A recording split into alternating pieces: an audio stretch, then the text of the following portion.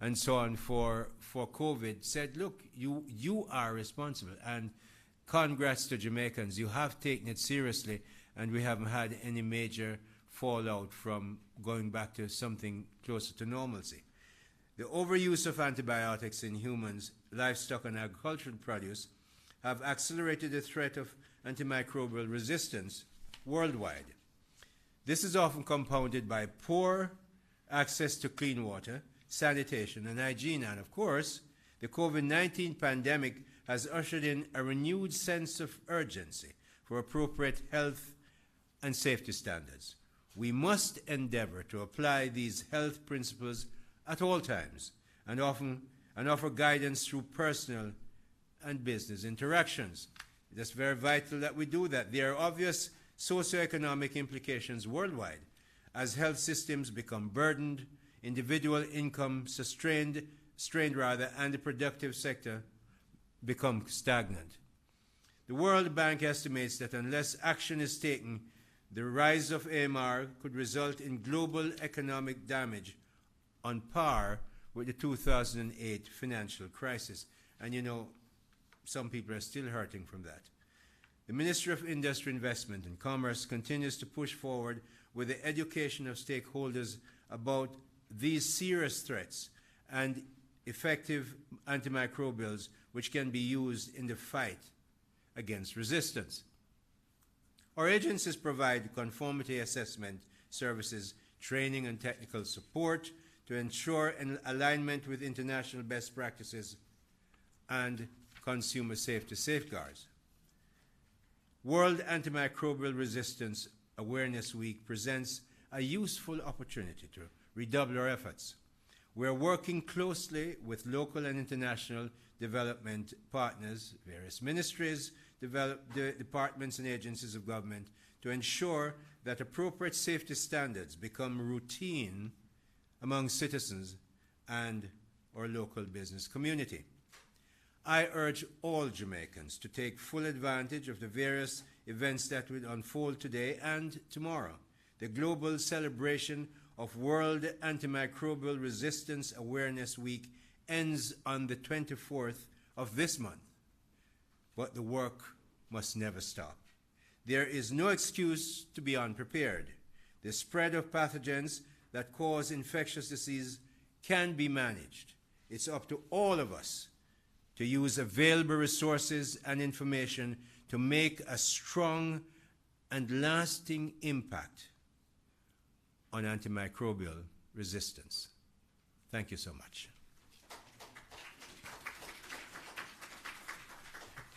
And thank you so much, Minister. Take personal responsibility. I think that is going to be, certainly insofar as Antimicrobial Resistance Awareness Week is concerned, the premier message that all of us have to take a responsibility. It is important for the institutions to be in place to help to lead these particular activities.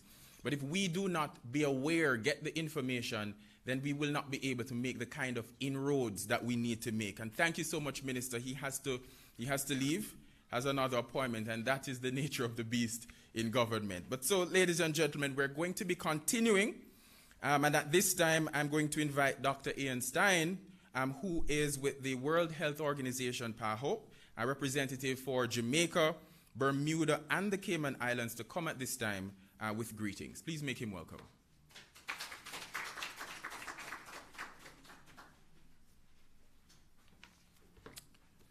So, whenever we're here together and colleagues before us have gone through the list of persons here, we use the opportunity to say good morning and recognize that all diplomatic courtesies have been observed, and that's a bit of a shortcut to the long list of people that are in the room. And thank you very much for being here. Good morning. And of course, I also like the call and response so I would say again, good morning as well. Oh, that's terrible. Good morning again. So it is a distinct pleasure to be here with you again, as we were here last year, not in this location, but another one, to talk about antimicrobial resistance, or as we often refer to it in our little circles as AMR. The negative connotation of AMR speaks volumes to the global impact of the problem. However, I also recognize that sometimes when we're talking about these things, we talk at them at a very high level. So I'm hoping at the same time today we'd also talk about them, how we address them in each of our lives. And so I would ask, just to start, while we're talking about AMR, from a personal basis, is there anyone here that could actually talk about a very simple example on how AMR affects their own lives? This is a test. Is anyone? And I think that this is actually a common situation, is we talk about things on this level, but we don't talk about them actually on the very practical level. So allow me to actually take a moment to actually just share the simplest of things, not the exclusive one, because there's many pieces, is unfortunately some of us succumb to an ear infection. A very simple problem. We go to the doctor prescribes an antibiotic. Antibiotic, most of the time, will work. However, this is where the rubber hits the road, so to speak, is that sometimes those antibiotics don't work. Right? And they have to go to another level, another different antibiotic. Sometimes those work, sometimes they don't. And we have this situation where it's a practical situation where something as innocuous, as simple as an ear infection or other types of infections become more serious to us. And this is a very practical part of what we're talking about. So we're talking about antibiotics, but we're also talking about virals and antivirals. So we have the range of viruses that we have been talking about quite frequently, and also fungi and antifungals. All these issues are susceptible to this challenge that we have on antimicrobial resistance. It's a time today, as with other circumstances, again, to make this a very practical thing, to make this from an obscure thing to something that we actually do need to be mindful of.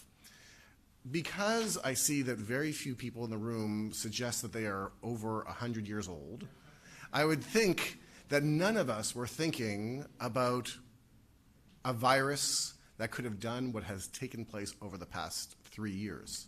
I would share actually from a personal situation, is in late 2019, I found myself in Central Africa on a mission on Ebola.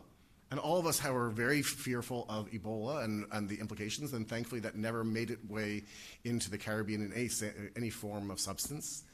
But when I came back in early 2020, my colleague said to me, "Oh, Ian, I think you might be involved in this new virus that's coming out of China. Have you heard of it?" And I think it's kind of funny that we say, "Have you heard of it?" now. This was COVID-19 that was emerging out of China at that time. And I said, "No, I don't think I'll be involved in that. There'll be other people that could be involved." But of course, everyone became involved in this. And so this is, antimicrobial resistance is, as I was saying to Dr. Joseph on our way over here, I was saying it is the sleeping monster, because it is something that if you listen to scientists, if you watch the evidence unfold, if you listen to the policymakers that are trying to address this, it is lurking behind us, and it's a big cause of concern because the solutions, the practical applications and solutions that we have in front of us right now to resolve fungi infections, viral infections, or bacterial infections, all of those are at risk because of the range of interventions that we are using as common practice as a part of the day. So as we recognize the far reach of the tentacles of AMR, affecting not only human life, but also animal health and the environment. It's easy to see the connection of human beings directly to AMR when ill and requiring therapy, but may not work because of antimicrobial resistance. But what about the effect of antimicrobial resistance on our four-legged friends? And what about when those are found in the agricultural industry? What about the seepage? This is actually a strange thing we don't talk about very much. The seepage of antimicrobials and pesticides into the environment from the overuse in the agricultural sector and in animal waste, and how often these ignored vehicles, these ignored ways that these chemicals make their way into our food chain, and they could lead to the propagation of antimicrobial resistance. It's not something we talk too much about, but it's a big cause of concern. I do hope that we can make the connection to see how, left ignored, these sources of antimicrobial resistance can make their way back to us as humans. And whilst we tend to focus on how AMR makes its way into human population and our health, it's important to reflect on and try to prevent the detrimental effects such a travesty could have in a country such as Jamaica. It was with these thoughts in mind, these huge impacts and the very challenging connections to different sectors, that the One Health approach was put in place and considered the best option to tackle antimicrobial resistance at a global level. And from that, World Antimicrobial Awareness Week was born. And it gives us an opportunity to actually try to raise the consciousness of this matter broadly through communication, education, and training. There are 4 organizations, as we refer to them as the quadripartite. This is actually a great word that I'm not sure if I would use it in any other situation except during this week, the quadripartite organizations that work on One Health. And this together, it's the World Health Organization, the Food and Agriculture Organization, the World Organization for Animal Health, and the United Nations Environment Program. And this year, these organizations together, we developed the strategic framework for collaboration on antimicrobial resistance together for One Health. So for people in the room that want to delve deeper into this is an exceptional document that addresses the breadth of issues at hand. And it actually does an excellent job on dealing with the interdependency of the ecosystem and hence the need for a combined approach to limit antimicrobial resistance.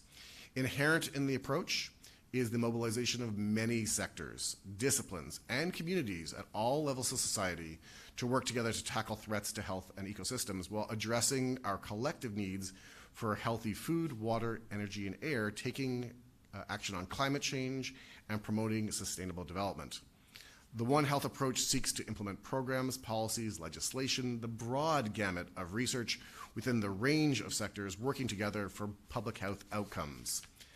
As the World Health Organization's Regional Office for the Americas, PAHO, is a member of the quadripartite. I try to use that word at least twice in this presentation to try to reinforce my spelling of the word, if nothing else, and also the pronunciation of it.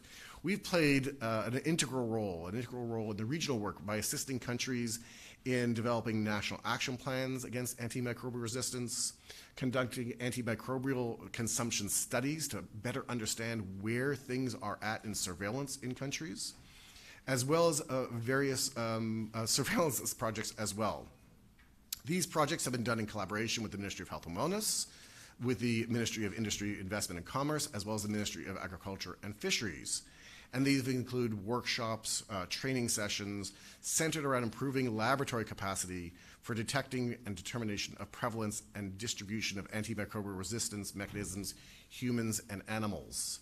While I go a little bit off script, allow me to also recognize another circumstance in how these things are in the news with not necessarily understanding the connection onto this conversation.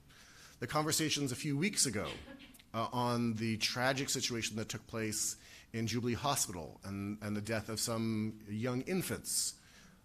This is a result of possibly a link to these concerns about antimicrobial resistance, because what we need to do in those circumstances is understand what was the cause of those deaths, and were they, in fact, a situation of antimicrobial resistance. It's a connection between what's in the news and what we're talking about today.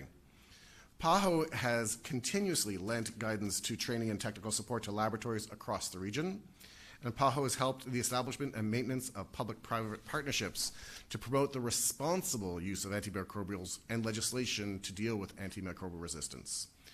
Work is being supported to strengthen research and innovation on AMR and to seek out alternatives to the use of antibiotics. The COVID-19 pandemic, which we come back to over and over again, it is trying to teach us some important lessons. Amongst others, and there are many for us to learn, is that the things that have a vast impact on the health of a population, will definitely have an impact on the population's economy. I'm sorry the minister has left, because this will be the opportunity for him and I to have a little bit of a connection on our eyes on the economy. But given the permanent secretary who is here, we could also have that conversation. But it's well known, at the end of the day, the population's health is the center of the economy. It's the center of development. Ultimately, these effects can lead to vast economic burdens for even the wealthiest countries, as we've seen when supply and demand issues ensue with the reduction of workforce. Food production and food safety are also at risk. And with this in mind, this discussion today serves an important purpose in highlighting how much AMR can affect our everyday lives and what we can do to create solutions together. Thank you very much.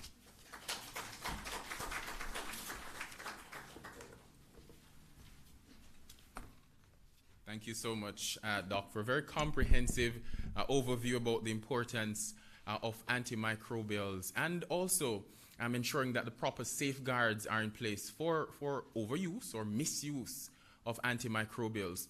You know, when we're in this space and we look, for example, at the work of the Ministry of Industry and Investment and Commerce and how important regulations become, and you parallel what obtains in other parts of the world. So, for example, individuals may be able to go to a pharmacy and they may be able to purchase antibiotics just off the counter. And that's not something that is best practice, because oftentimes what will happen is that persons will be using it when they perhaps do not need to be using it, and that becomes a challenge. So regulations become so important. And as I thought about regulations, you know, I like to use these little anecdotes because I think they're quite so applicable to life. And I'm particularly pleased to see that our students are here. If nobody appreciates it, I'm hoping you will. So, you know, there's a story told about this particular monkey. And he was deciding that he wanted to travel from the two farthest ends in Jamaica. That's Morant Point and Negril Point. So he got on a JUTC bus. And prior to even getting on the bus, the conductor saw him right at the foot of the stairs. And he had a sign around him, and it was marked, "I understand English." So naturally, you know, the bus conductor was startled, but intrigued. And so they allowed the monkey onto the bus.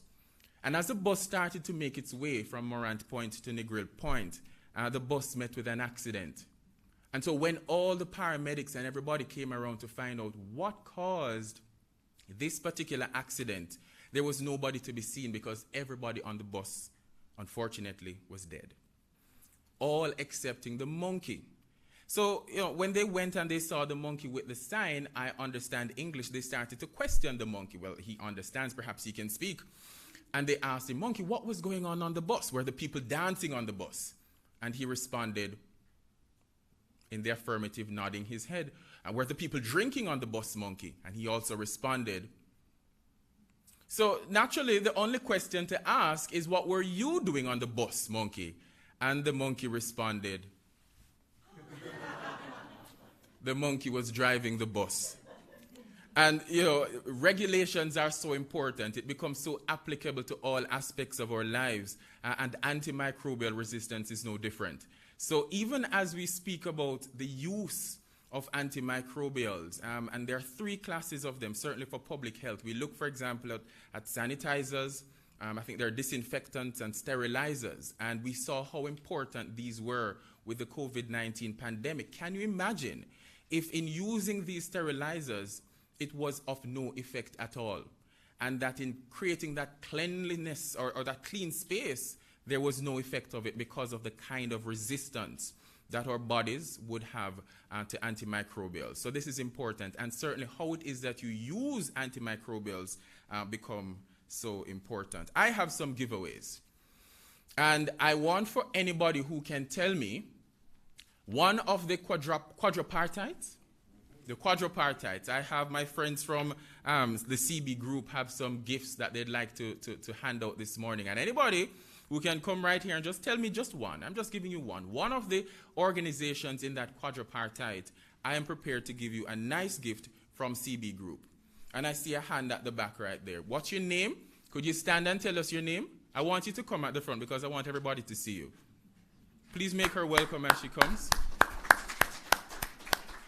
And Renee, if you could just take the gift along at the same time. The gift is right here. Tell us your name. I see you're from Mona High School, Yes, and I one am. of the quadripartites. Good morning. My name is Sarah Wilson, and one of the quadripartites is WHO. Can you hear her? No. You need to project. Good morning, everybody. My name is Sarah Wilson, and one of them is WHO. What does WHO mean? I'm sorry, I said one question, but what does it mean? Do you know? All right, I know what the it's right on the paper. The PAOH stands for. Okay, you can tell us that one, because that's also one. Representing in the Jamaican Bahamas. No, so the Pan American Health Organization, but we're gonna still give it to her because it's actually one of the quadripartites. That's the World Health Organization, and you can just come around to the front, and we get a nice picture. CTD, do you mind taking this one for us? I want our CTD in the picture, if you don't mind. So sorry. Thank you so much. To just hand this picture.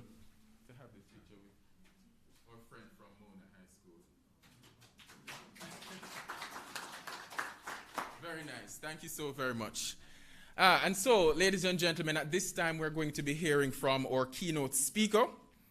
She is Dr. Serene Joseph, and she is a PAHO advisor on health surveillance, disease prevention, and control. So please give complete attention. I'm sure there is a lot of insights that we will glean from her presentation this morning. And I'm so happy to have you here today with us. Please make her welcome.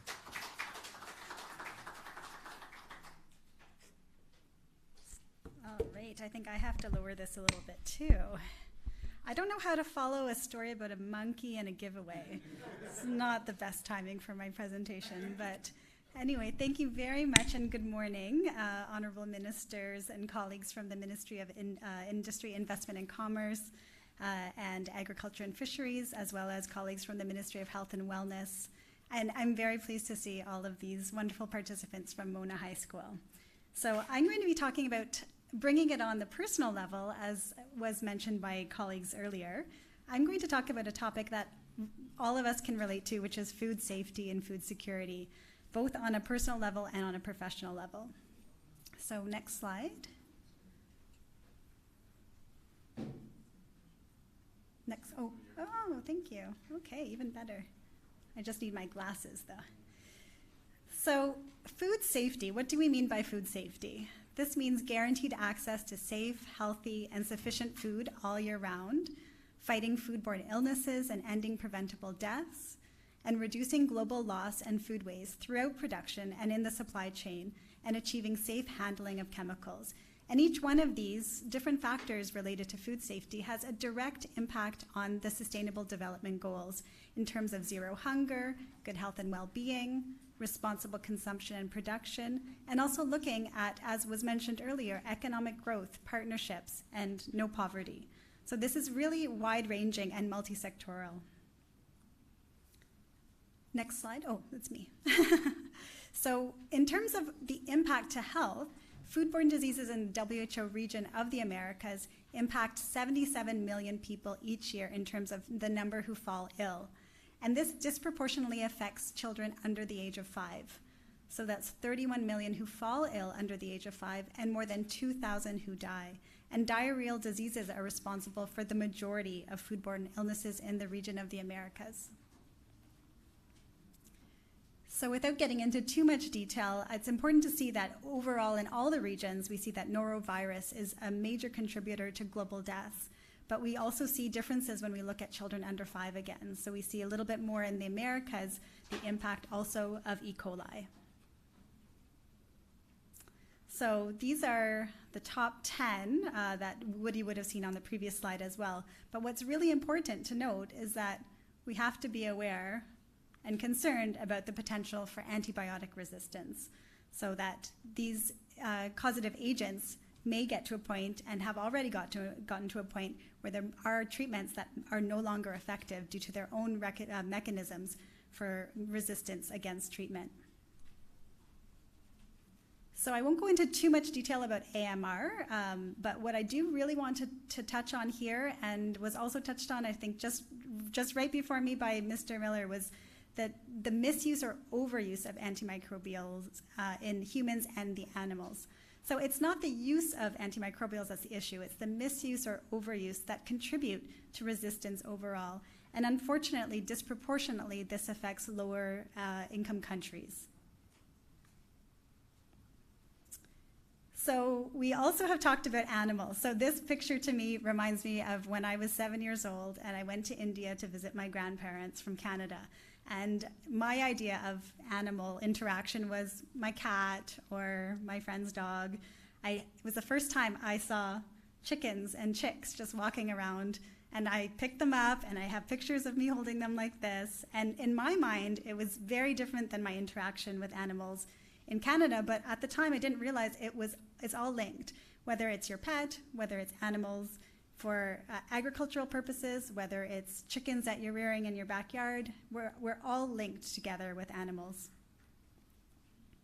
And this also feeds into the idea of this One Health approach. So this recognizes that the main impact of AMR, antimicrobial resistance, is on human health, but there are very important consequences to the environment, to animals, to economic factors. So we really have to think about working together in human veterinary medicine, in agriculture, finance, environment, and as consumers.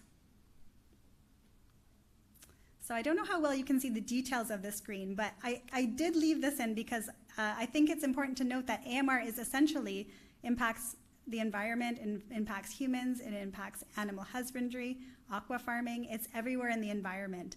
So we really need to be aware that what we do in one sector impacts all sectors. So in terms of food production specifically, agriculture and aquaculture practices contribute to waterborne AMR. So there are different pathways, including the use of antimicrobials in livestock, the use of antimicrobials in crops, in irrigation of fields and as fertilizer, so that's for wastewater and sludge, and also in aquaculture, which now supplies more than half of all seafood. So this is really a big part of the economy that we're talking about when we talk about food production. So in the same way that AMR has an impact on human health, that it can also reduce livestock production because it impacts animal health, which leads to loss of livestock. And once again, this disproportionately affects low and middle income countries. So when we think about antimicrobials, I think we often think about the use in ourselves, but actually 70% of all antimicrobials or antibiotics are actually consumed by animals. And what's really important to remember is that there are many antibiotics that are used that are in animals that are medically important for humans, and actually most of them are. So 31 that are used in animals are deemed medically important for humans. And we also have categorizations now of those that are critically important. When looking at the use of antimicrobials in animal production, so this is the use of antibiotics to promote growth in agriculture. Actually, the majority of countries do not use antimicrobials as growth promoters, but when you look at all countries, regardless of use or not use, you'd see that many countries lack legislation and a framework on the use of antimicrobials as growth promoters. And we know that we need this type of policy and legislation to ensure that practices maintain as best practices and sustainable. So here we can see the different countries in terms of whether there are legislations or laws in place that prohibit the use of antibiotics for growth promotion in terrestrial animals. This is information from just this year in 2022. And we see, unfortunately, in the region of the Americas, we see a large proportion of countries that still do not have laws in place. But the positive for Jamaica is that Jamaica is one of the countries that does have this legislation in place. Economic impact. So we've talked about economic impact as well. This can be, as mentioned, as difficult as during a financial crisis. So if you look at the very first graph on the left, your left, then you see that this was what the GDP growth fell during the financial crisis in 2008 to 2009. In this situation, low-income countries actually did comparatively well compared to middle-income and high-income countries. But when we're looking at the impact of AMR, this can substantially reduce GDP even more than in a financial crisis, and this damage can last longer and probably have a hit harder in low-income countries if we're talking about the cost as a percentage of GDP. So at the very last part of the slide, you see the high AMR prediction. This is if current trends continue. So what can we do? So it's not all doom and gloom. So as was mentioned, there's a lot of positives that are happening and have been going on for several years, including what started as the tripartite. I was just getting used to pronouncing that, and now it's the quadripartite. But this is wonderful because this is even more collaboration to bring in the environment into the discussions. So this includes coordinated implementation of global action plans and really working with this One Health approach. So in terms of the Global Action Plan, what I will mention here is just the importance of talking about how resistant bacteria can be found in food, animals, and food products that are destined for human consumption. And again, to emphasize that the bacteria, drug-resistant bacteria, can circulate in humans, animals, and through food, water, and the environment. So there are several lines of action, and these are cross-cutting and affect all of us on a personal level and at a professional level, including the optimized use of antimicrobials, looking at new alternatives for antibiotics and new technologies, thinking about sustainable solutions and those that really can be cost-effective, and really importantly, thinking about awareness and transfer of knowledge and how we can all learn more about what to do and how to work together to combat AMR. So looking at the progress on AMR national action plans, again, this is nice to see the distribution across countries. There's a fair amount of green, which means that national AMR plans are implemented. Even better is the darker green, which are implemented and actually have a monitoring and evaluation framework in place. This is essential to see what we're doing, if we're doing it well, if any adjustments need to be made, and how to move forward and if we're having an impact. Jamaica is at the stage of having an national action AMR plan under development, and we hope very soon to work together to make sure that that turns into a green spot pretty soon. So in terms of food trade, which is an important topic for many here today, talk about sanitary and phytosanitary measures that are in place. So these are all measures from humans to animal to plant health that can directly or indirectly affect international trade. So I will just mention a little bit about the Codex Alimentarius, which has input from 187 member countries and one member organization, which is the EU. And this is an important initiative which is essentially internationally negotiated food standards and norms that guarantee that food that's produced, exported, and imported is safe. Food security is essential, and food trade within countries and between countries we know is a major contribution to food security. So this is an initiative that involves many organizations. There are task forces that were developed in 2006 and 2017 specific to AMR, with the objective to develop scientific guidance on the management of foodborne AMR based on the Global Action Plan of Antimicrobial Resistance, and also the work and standards of the other organizations within the quadripartite. So I won't go into too much detail, but there are specific texts in the Codex on AMR, particularly related to integrated monitoring and surveillance in terms of minimizing and containing foodborne antimicrobial resistance, and also other relevant texts about good animal feeding, food hygiene, and hygienic practices. So this document for me is an essential document that each one of us working in AMR should be familiar with, that was approved in 2021. And this is about integrated surveillance of antimicrobial resistance. So once again, it's really important that we know we have the data to be able to make evidenced and informed decisions. And this document has the objective to assist governments in the design and implementation of monitoring and surveillance programs on the use of antimicrobials and foodborne AMR throughout the food chain.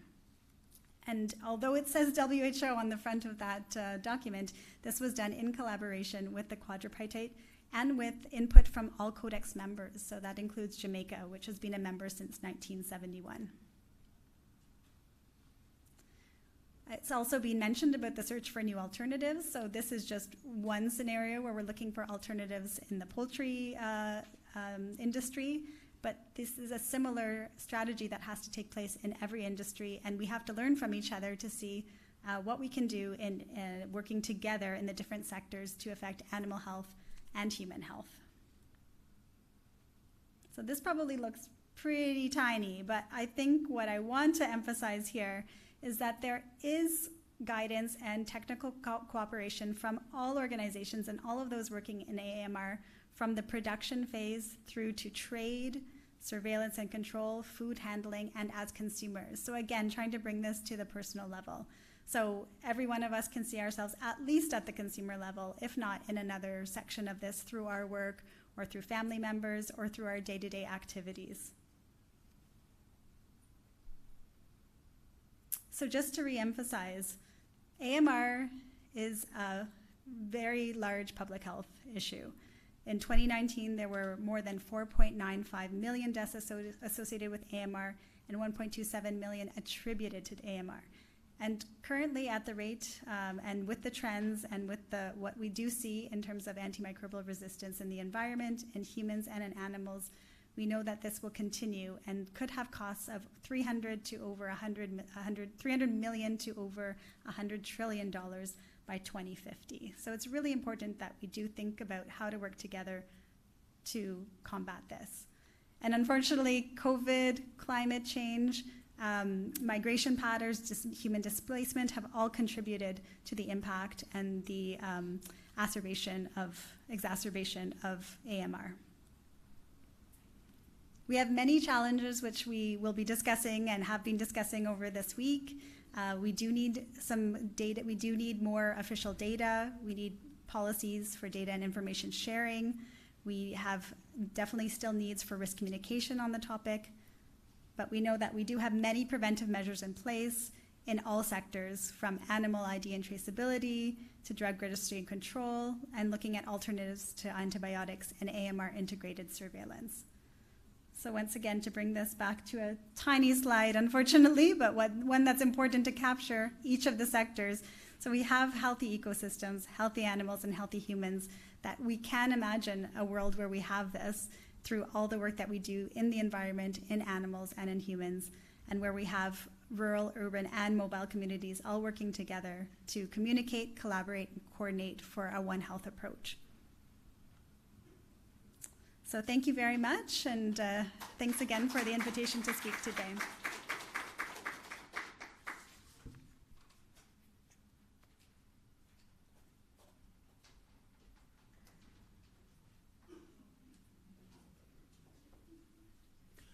Thank you so much again to our keynote speaker, Dr. Serene Joseph, for that very comprehensive presentation. I want us to turn our attention to the screens very quickly. There's a presentation that we will see now, hopefully. Farming practice.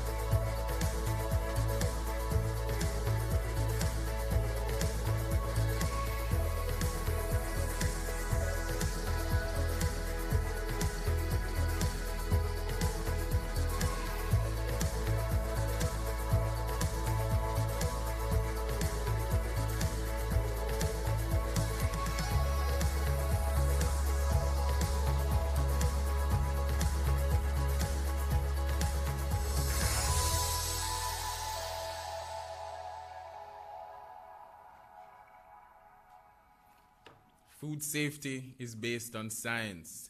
And I want to also use this opportunity to welcome those persons who are joining us online. There are actually persons watching this stream. Welcome to you. If you're just joining us, we are here at the University of the West Indies' regional headquarters, which is quite so fortuitous because this, ladies and gentlemen, is the home of research and regional integration, and certainly the regional response that we give to antimicrobial resistance will be critical in ensuring that our country makes some serious inroads. We saw the statistics. By 2050, we are looking at some losses of between $300 million to $100 trillion in losses, among other things. I won't go any further because I want to ask another question. I want to give away something else. And that other thing that I'm going to give, again, is from our friends from CB Group. And so I'll ask the gentleman in the red, I'm so sorry I never got your name earlier, also from CB Group, to make this next presentation. Welcome him, please. Thank you so much, sir. And so the question, and it's not just for the students, it's for all of us, because we want to give away a few things. The other question I have to ask, ladies and gentlemen, I'm not sure if we can get also our online audience involved, is I want for us to name 2 AMR control and preventative measures. 2 antimicrobial resistance, control, and preventative measures. Doc had a very comprehensive list, and I saw our friends from Mona High School taking notes. So did you capture any of that? No? No takers? Doc, do you want to give us 2? I'm putting you on the spot now. I would like to turn it back still. You want to turn it back? Of those who were taking notes. Right. So just thinking on a personal level, what is something you could do? If you're feeling sick, what would you do? You go to the doctor, right? Or do you go to a pharmacy and get something without a prescription?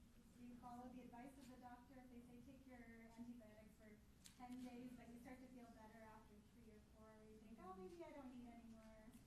What would you do in these situations? There's a hand. There's a hand. There's a hand. Yes, let's acknowledge you. Come forward. Please make her welcome, ladies and gentlemen.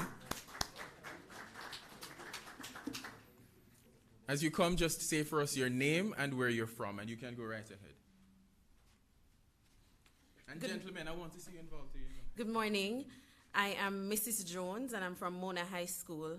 Now, based on the question that Doc asked, I would go to the doctor, and I need to get a prescription for my antibiotics, and I need to take the full course of my antibiotics. So after a few days, even if I'm feeling well, if it says it's for 14 days, then I need to take it for 14 days.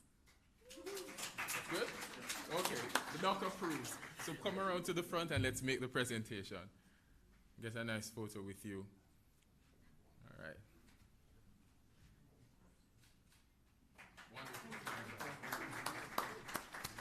Thank you so very much. And so now, ladies and gentlemen, we turn to the second segment of this afternoon's proceedings. And right now, we're going to be getting into AMR, implications for trade. And to make this presentation, we have with us a representative from one of our agencies at the Ministry of Industry, Investment and Commerce. His name is Mr. Iban Hutton. And his presentation will be on pesticide residues. So please make him welcome, Mr. Iban Hutton. Round of applause,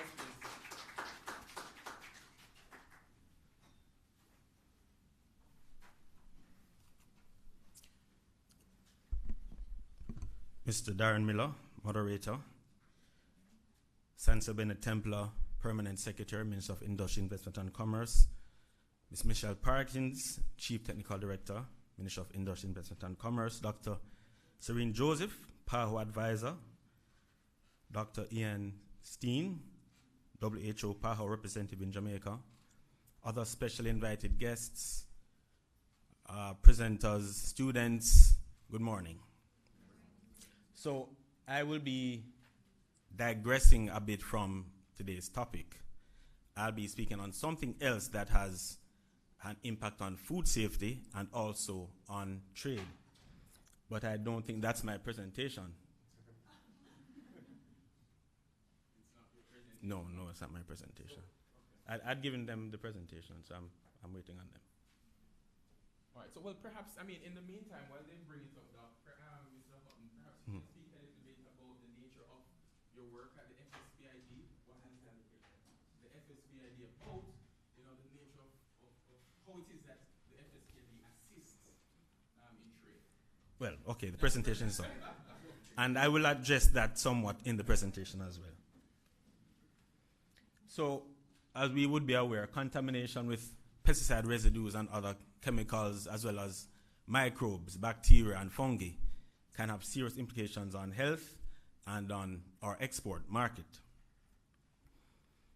What are the implications of MRLs on trade? Now, MRL, that stands for maximum residue limits. That is the limit that certain countries may have on the amount of pesticides that may be allowed in foods. And it may sound funny that there are some amounts that are allowed to be in food. So it's important for our exporters to be aware of these maximum residue limits to avoid import violations, as if these MRLs are exceeded, it can damage a country's reputation and it can damage the country's market for a particular crop. Because even if a commodity from a certain region or a certain producer is implicated in food poisoning, what has been seen is that consumer, let's say for example, tomatoes from a certain country are found to have excess pesticide residues. Consumers may just stop buying tomatoes from anywhere in the world. So we have to be careful when we're exporting, that we can damage the country's reputation and also the market for those crops in particular, or those foods in particular. And how do we avoid these MRL violations? Well, for one, we need to know the requirements of the importing country. Don't think that if you're exporting something to the US and the US say their MRL is X, that you can import the same food to another country and assume that they have the same MRL. Each country may have different MRLs, and you would need to know the MRLs for each country before you attempt to export to those countries. Also, each country may have specific pesticide levels that they would allow in certain foods. So not because it's allowed in the US means it's allowed in the UK or another country. So you need to know the specific chemicals or pesticides that may be used on certain crops. And also ensure that when pesticides are used on foods, the label will tell you that there's a withdrawal period. If it's sprayed today, it must not be reaped for a week or two. Those things need to be adhered to in order not to impact trade of certain foods. And just to stress how impactful pesticide residues or pesticide contamination can be, I don't think that many of you would be aware that in 1976, almost 50 years ago, 64 persons in Jamaica, in St. Thomas, became ill after consuming food made with imported counterflour and was accidentally contaminated by parathion. It was imported from, I think it was Europe, and apparently on the ship it was stored next to some pesticide. The flour became contaminated. It ended up in St. Thomas. Persons probably made some nice ackee and saltfish and dumpling, and 64 persons became ill and 17 persons died. So I'm just stressing how important it is to prevent residues, pesticide residues in our foods. So, as Mr. Miller advised, I'm going to speak about what the FSPID does with regard to food safety. We conduct inspections of food and feed areas. We conduct disinfestation operations. We take samples, which we carry back to our 5 laboratories for analysis. So we conduct analyses for contamination in food and also infestation, pest infestation. And we have 5 laboratory units. We have a pesticide residue and mycotoxin unit. Mycotoxins are toxins that are produced by certain species of fungi, which can be very, very, very dangerous. We also have a microbiology unit, we have an entomology unit, a rodent biology and control unit, and a post-harvest technology unit. But I'm just focusing on, as my presentation is focused on pesticide residues, I'm just going to go into a little bit more about what that unit does. And that unit conducts analyses on fruits, including fruits and vegetables, and also animal feed, to determine if there are any pesticide residues and if there are any mycotoxins in those food. And our microbiology unit, we heard mention of food safety and microbes in food. We have a microbiology unit that conducts analyses for fungi and bacteria in food to ensure that standard requirements are met with regard to microbial contamination. And these laboratory analyses, they are conducted mainly for regulatory purposes, but we also conduct analyses for private customers, including our exporters. And before leaving, I must mention, the FSPID, we were established in 1958.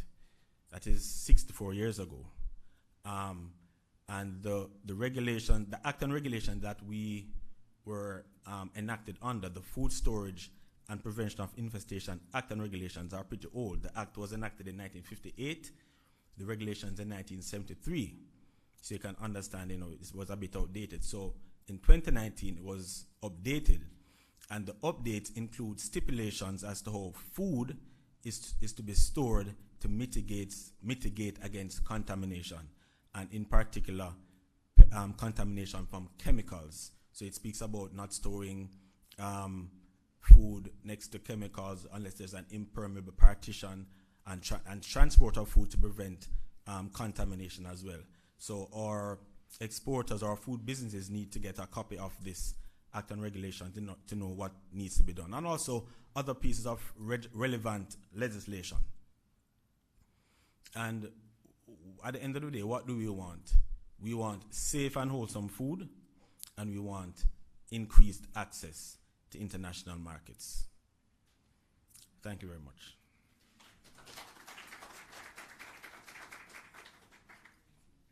Another round of applause, please, for Mr. Hutton.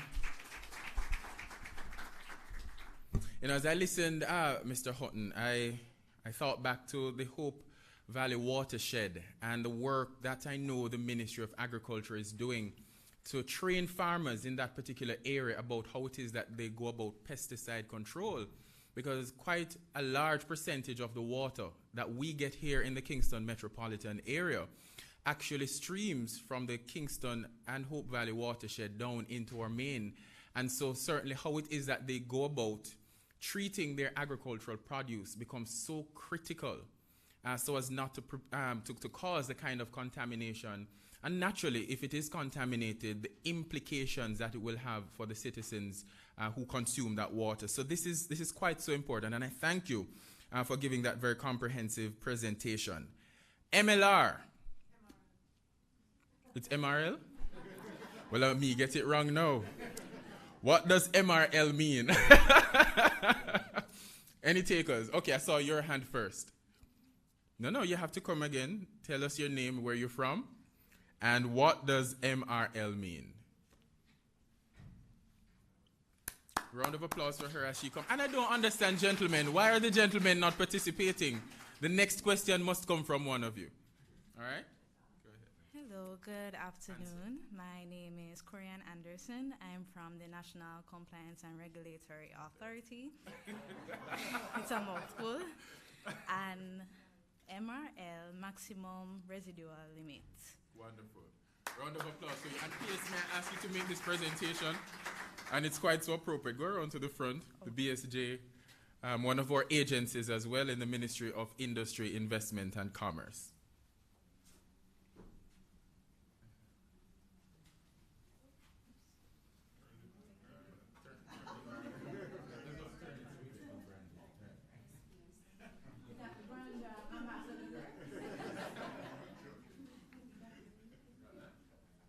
Great. Thank you so much.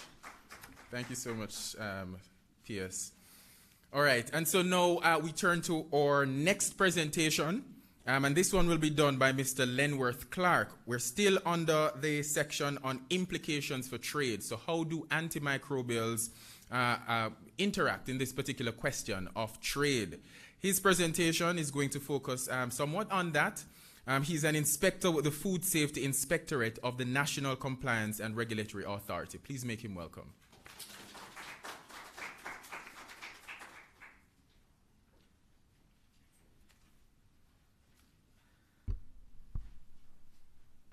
Morning, everyone. All protocol observed. It's good to be here, seeing familiar faces from the College of Agriculture, Science and Education. You know, everywhere I go, I will speak about case. Dr. Craig, it's good seeing you. Madam, singing lady. Sorry, just brings back memories when I usually attend case. I'm here this morning to give a presentation as it relates to the National Compliance and Regulatory Authority. My colleague a while ago just got a present, and you may be wondering, what is this agency about? I will tell you. So, you might be familiar with the Bureau of Standards Jamaica. Well, the Bureau of Standards Jamaica, its regulatory division, is now the National Compliance and Regulatory Authority. So all the regulatory functions previously conducted by the BSJ is now being conducted by the National Compliance and Regulatory Authority. How did the change came about? It came about through an instrument of authority, and that was dated back from the 29th day of December 2015. So we are a fairly new entity, and I ensure that at every one of our presentation that we ensure that persons know about the National Compliance and Regulatory Authority. You probably still hear, whenever we conduct our inspections, you might hear, we're inspectors from Bureau of Standards, but the new entity. And the reason why we still have to use the BSJ's regulations is because the National Compliance and Regulatory Authority Act is not yet in being, but hopefully the PS is here that next year. Okay, good. Okay, so yes, we are a statutory body and we fall under the Ministry of Industry, Investment and Commerce, and these are legislations that we use: the Standards Act, the Processed Food Act, and the Weights and Measures Act. We have, sorry about that, we have 3 inspectorates, which the Food Safety Inspectorate, the Import and Domestic Commodities Inspectorate, and the Legal Metrology and Petroleum Inspectorate. I am from the Food Safety Inspectorate, and that speaks about what we do. Food safety. We want to ensure that when persons consume food, it is safe. Our duties. Our duties include, just like our friends from FSPID, to conduct inspections, both in the domestic market and at the ports of entry. We do issue certificates, certificate of for establishments, certificate of approval, certificate of quality, certificate of free sales, etc. We do collect and also send products or samples to our labs, and the others like the testing and certification of weighing and measuring devices that is used in trade. Also, we analyze the test results and we, as I mentioned earlier, certify some amount of products. We look at labels, yes, so all prepackaged goods that are in Jamaica, whether it be manufactured here in Jamaica or it's being imported, we are the agency that has the responsibility to verify or examine those product labels. And you can see as we go on what other stuff that we do at the National Compliance and Regulatory Authority. other duties, including like these. We do public education, and we assist in setting standards basically on our technical committees that we have. So if there's a standard that is being developed or any form of regulation that is being developed, or legislation, I should say, then we participate in such. As it relates to the antimicrobial or even pesticide residue, the legislations that we'll use, and I must pause here to say that our legislations are not specific. They are broad, but they will cover if needs be. And it's the Jamaican Standard Specification for Processed Food General.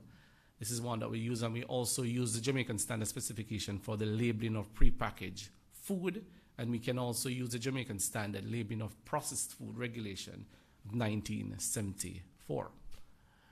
I'll just get into the sections that we use. So, all processed food shall be fit for human consumption. And any poisonous or harmful substance, it should not have any of those. And it shall not contain any form of diseased or objectionable substance. So if you have any of these in your product, like the pesticide residue, we can actually take action against your product. Also, if we get your products and your raw material has it inside it, we can also take action against it, because all raw material should be wholesome. Whether it be imported or it be locally manufactured or distributed, it must meet the requirements of the JS 36. Labeling. Some persons generally has put on their products that it is free of antimicrobial substance, and if you so do, you may find yourself in trouble, because if we test your products and we find it inside of it, then we can actually take action against you under the standard specification or labels, because this time it will be false, or it will be misleading, or it will be deceptive labeling, because that should not have any erroneous impression on your labels. Also, persons might put symbols saying that the words are not there, but even if you put it there, we can also take action, because this might lead to some confusion to the consumer, and that is prohibited under the standard specification, labeling one in particular. Persons might use words or phrases that again might be misleading or confusing to the consumer. That is also prohibited. Even though pictorial presentation is optional, you must ensure that any pictorial presentation you have on your label is not in conflict with the requirements of the Jamaican Standard Specification for processed food. We also have our labeling regulation under the Standards Act, which you use. And this, again, it just tells you that the label should not be misleading, or it should not be deceptive. What are some of the enforcement actions if we see any one of these legislation being breached? We can withdraw your product from sale, we can detain or seize your product, and we can actually condemn your product. The fine of $3 million is not really within our purview at the agency. We'll hand that over now to the ministry to take care of that. And again, you can get you can be in prison for 12 months or both. You can also have, this is what we can do at this agency. So we can withhold your certificate of registration. We can refuse to grant you a certificate of approval. You can get denial for the certificate of free sale, certificate of health, or certificate of hygiene. Again, I will pause here to say, what are these certificates of free sale? Some countries that you export to requires a certificate of free sale. Just for us to write that this product is sold freely in Jamaica, or they probably ask you for a certificate of health or a certificate of hygiene, just to say that this product was produced in a processing plant that is registered with us. And this nice one that I put here, your establishment is not placed on our list of registered company that is posted on our website. And you might take it trivial, but persons do contact us to find out the organizations or the establishment that are registered, I might say with the Bureau, but registered with us. The implication, I think most persons will know the implication: loss of productive hours, loss of revenue, loss of market access, and that is both locally and internationally. Again, lower exportation of manufactured products, because if you do not get your certificate of free sale, or your product is above the required limits, then you find that you cannot export.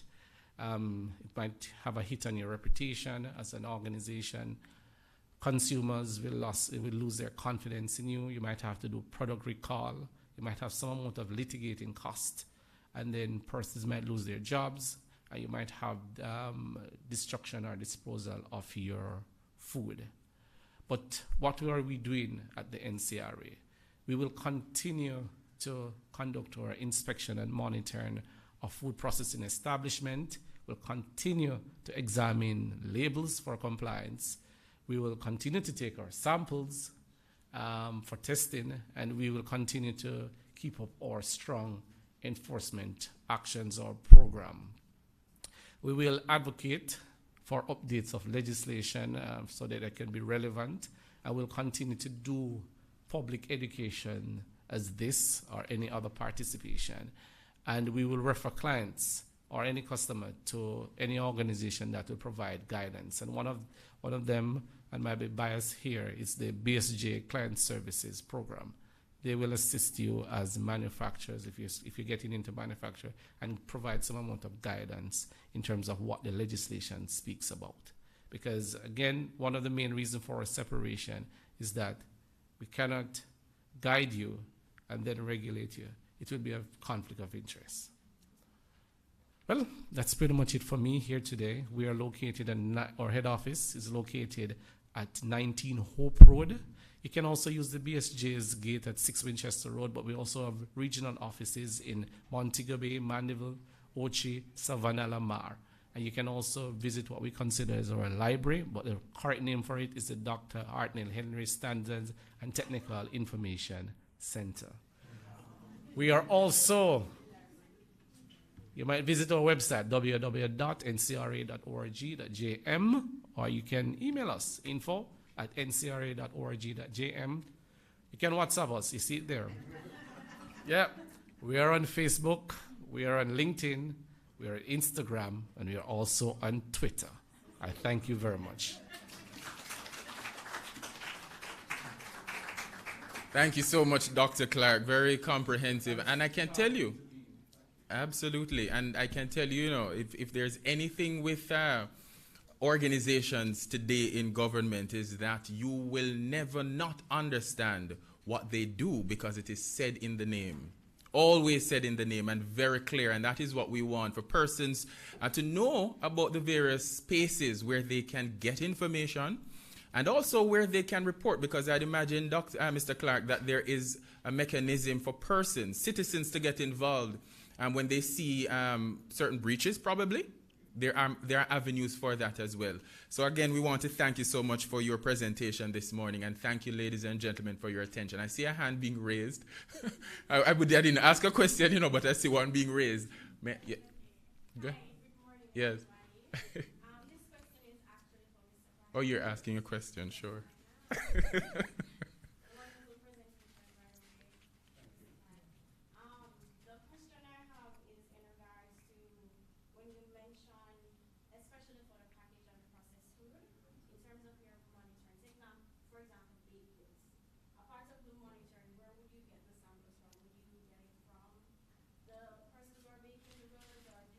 Right.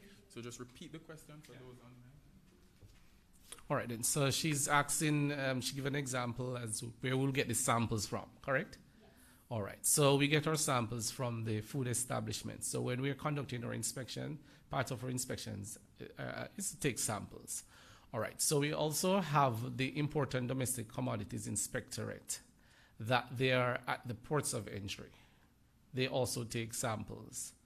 And we also check the marketplace, whether it be a retail outlet, whether it be any one of the retail outlets, supermarkets, wholesale. They are selling at the school gate. If they are in the rural areas, we can go get the samples and take it in for testing. And what we do too is to provide a feedback to the client and how their product perform. And the possibility tell them if there are going to be an enforcement action, yes or no. All right, I trust that has answered your question. All right, then great, thank you. I love to see the interest and the interaction, because this is what this is really all about. We want to get persons involved. I want to acknowledge Dr. Elizabeth Johnson. Could you just raise your hand for me, please, Dr. Johnson? Dr. Johnson. Dr. Johnson is the Jamaican representative from the Inter-American Institute for Cooperation on Agriculture. So good to have you here this morning with us.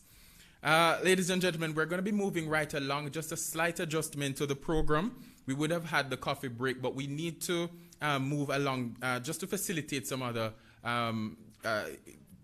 matters that we need to get done in quick succession. So I'm just going to make that slight adjustment for coffee break, which will take closer to the end or at the end. And then at this time, we're going to invite for greetings Dr. Kevin C. Walker, who is a veterinary specialist with the Veterinary Services Division of the ministry. And I'm being told that he's not here. So the Director of Vet Services will actually make the presentation. Please, at this time, make him welcome, or her welcome. Him. Where? I didn't see somebody standing, so I was wondering. Thank you so much, sir. Please come right ahead. I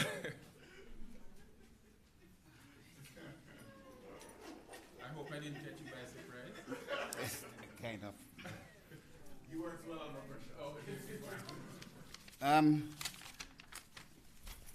Morning, everyone. PS in the Ministry of Industry, Investment and Commerce. I see CTD in the Ministry of Investment and Commerce, representative of PAHO, other dignitaries, colleagues, friends. I see a whole lot of friends from the Cabin Brothers Group, and our friends from other entities. I see my colleagues from the Veterinary Services Division, our students and future scientists from is it the Mona Prep? Primary? High? Mona High. Okay, all right. Okay, a very pleasant morning. So AMR, antimicrobial resistance, as we are aware, is a global threat, and at this time every year we celebrate, or we actually try to highlight activities relating to AMR by hosting a World Antimicrobial Awareness Week. The theme for this year is preventing antimicrobial resistance together. I'm very happy for the wide cross-section of participants what I've seen here today. And it shows that in keeping with the theme, preventing antimicrobial resistance together, we are getting there. So it's the Ministry of Industry, Investment and Commerce, it's the Ministry of Health, it's the Ministry of Agriculture and Fisheries, it's NEPA, it's the private sector, it's the farmers, it's the medical doctors, it's the veterinarians, it's the animal health technicians, it's the public health inspectors, all of us It's the NSWMA, if there's such a, it's still an entity, right? NSWMA? Yes. Or, right, yeah, or solid waste people. All of the persons involved in health, in environment, and pretty much those persons who would actually be in the field of research also. So we are all aware that animal health, human health, and environmental health are intricately and intrinsically linked. They are intertwined and they are interdependent. And it is a fact that we, and when I say we, I mean humans and animals, share our land space together and share our resources together. And in doing so, we also share pathogens. We know that more than 60% of pathogens that cause human illnesses originate from either domestic animals or from wildlife. Yes. We know that sometimes dangerous strains of resistant microbes spread between and among animals, humans, and plants. We are all aware that antimicrobial resistance has become one of the greatest global health challenges of our time, and it is becoming one of the leading causes of death. And our colleague from PAHO would have indicated some of the real threat that we face in that area. It is a threat to animal and human health, as well as livelihoods and food security worldwide. So worldwide, approximately 1.3 billion people rely on livestock for their living. And perhaps a further 20 million or so rely on aquaculture for their living. And in doing so, they provide us with the food we need. So what if AMR should impact these groups in such a way that they are unable to provide the food for us? So the responsible use of antimicrobials and proper disposal of unused and expired antimicrobials ensure that we safeguard the environment as much as possible and reduce risk of development of resistant microbes. In the field of veterinary medicine in Jamaica, the Ministry of Agriculture and Fisheries, through its Veterinary Service Division, has been working with our stakeholders over the years, including farmers, veterinarians, animal health technicians, and our public health experts, to prevent diseases in animals at various levels through vaccination programs, through the implementation of relevant measures such as disease surveillance. We work with our farming community, work with the suppliers of services and also veterinary supplies to the farming sector to ensure that we adhere to the principle of prudent use. And yes, the expert from PAHO is correct. In Jamaica, we have moved away from using antimicrobials as growth promoters. And I know that we have moved away also from using hormones.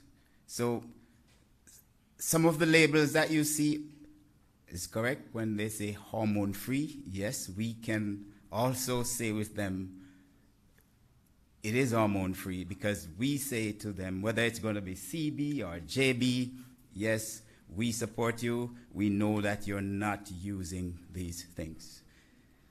Now, fighting antimicrobial resistance is a global issue and must be addressed through a One Health approach.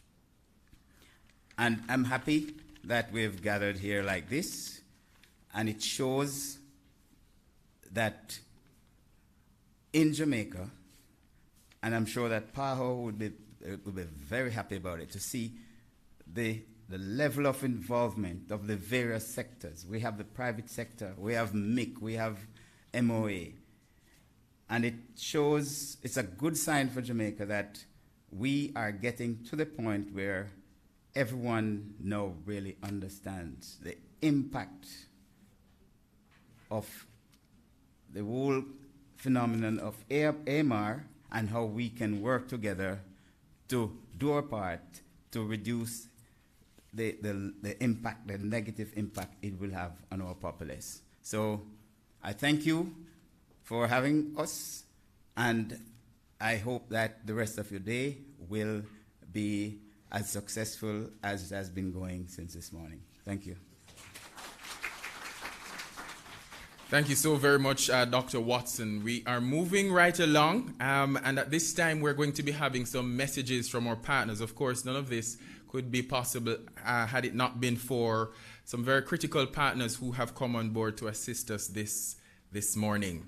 I'm going to ask them to come in this order, just one after the other. First of all, we're starting with Dr. Patrick Craig, who is a veterinarian with the CB Group, to be followed by Mrs. Shauna Brandon, a rural development specialist with the Inter-American Institute for Cooperation on Agriculture. She's the project liaison. So in that order, both persons, your messages. Thank you. Welcome. Welcome them.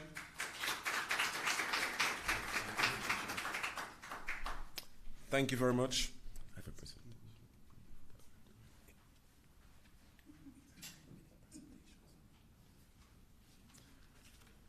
Right, so moving right along. So good morning, everybody. It's good to see everybody here and with all protocols observed. I know the permanent secretary, well, not the permanent, the minister has left, so PS, lovely folks from the CB Group, thank you very much for being here. The students, I like seeing students everywhere I go because I consider you the future, the next generation. I was once in your position. I have a little presentation. Hope I don't know if we can get through it very quickly. If we could just start at the beginning, please, if that's possible. Right, so we're stressed for time, so we're not going to really have much time to actually go through this. But antimicrobials, that's what basically we're talking about today. And there's usually a misconception. A lot of people tend to use them interchangeably, antibiotics and antimicrobial. The difference between them is that all antibiotics are antimicrobials, but not all antimicrobials are antibiotics. They are antivirals, they are antiparasitic agents that we use, antifungals. So we have problems with all of these four major classes that I have mentioned right here. They have their mechanism, how they work. I won't get through that for interest of time. How the antibiotics actually work to get rid of all of these parasites that we are having problems with out there.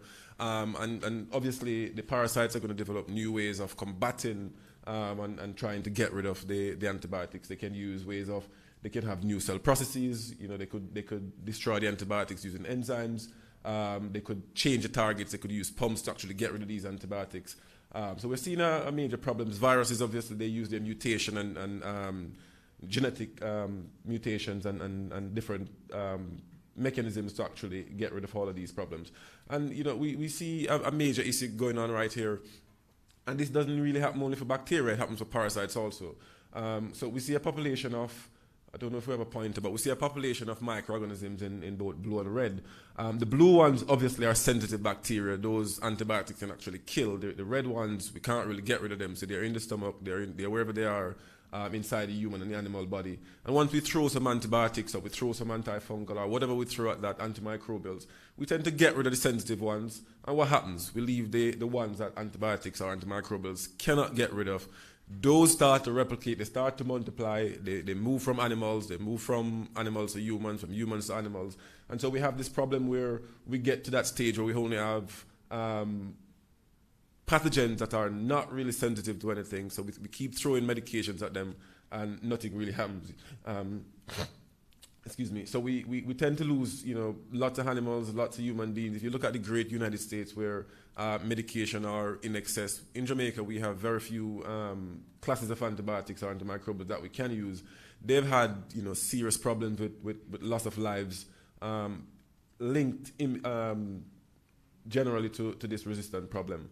And I just want to touch briefly on what the Europeans are doing. They've now have 4 different classes. There are class A, B, C, D. They're classes that antibiotics or antimicrobials that we need to avoid. Those that are restricted. Those that they put caution on. We can use them if needs be.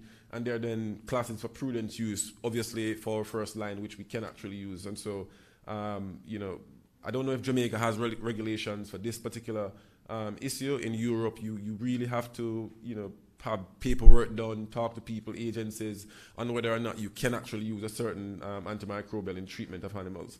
And this is basically what we do as veterinarians, as doctors, as dentists. We are the only 3 classes of people who have the right to prescribe antimicrobials or antibiotics. And what I want to stress also is that we can, what we ask our good folks and colleagues to do is to basically do some form of diagnostic testing before we actually throw antibiotics at animals or human beings. And what we find in Jamaica is that we're having a major problem where we can get all our antibiotics over the counter. We don't need to prescribe anything because farmers are finding new ways of getting antibiotics. They're smuggling that in their suitcases. They are getting it at the farm stores. Unscrupulous persons are giving them prescriptions somewhere else to actually get it. And so they have it. It's only a few days ago, a farmer came to our organization wanting to buy 750 milliliters of a particular antibiotic to use on his pig farm. Obviously, nobody needs 750 ml of antibiotics when you're using maybe 5 or so per animal. And so we're having major problems with that, especially in Jamaica at the time being. And some of the things that we ask our farmers to do, we ask, I speak for farmers because I'm a vet, that there are alternatives out there. We don't need to actually jump into the use of antimicrobials all the time. We recommend, biosecurity measures. We do that all the time. We travel the whole country, the Caribbean. This is what we basically recommend. Feeding programs, nutrition, reduce overcrowding. We talk about, people growing pigs, chickens, cramping them in a small area and then having all sorts of problems and trying to use antimicrobials to treat their bad management. So these are some of the problems that we face out there. And so we encourage, we do encourage the use of vaccination. I know Jamaicans in a whole, we really have a problem when it comes on to vaccines. We don't trust vaccines. We believe that the government is trying to control us, trying to control our animals. They're putting microchips in us. It's a major problem. So we try and educate our farmers as best as possible to use other alternatives to actually try and get out of these notions of throwing antibiotics or antimicrobials at every single thing that we see happening on our farms. There are other things that we talk about, and this is a simple graph when it comes on to feeding piglets.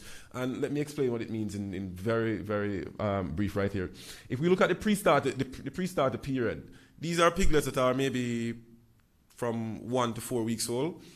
We are trying to feed them the same feed that we are feeding our adult animals. And at that very tender age, which is a very critical point in the life cycle of these animals, they don't really have the enzymes to digest the feed that their mothers are eating. So we buy one type of feed and we feed it to the mothers, the babies, everybody on the farm.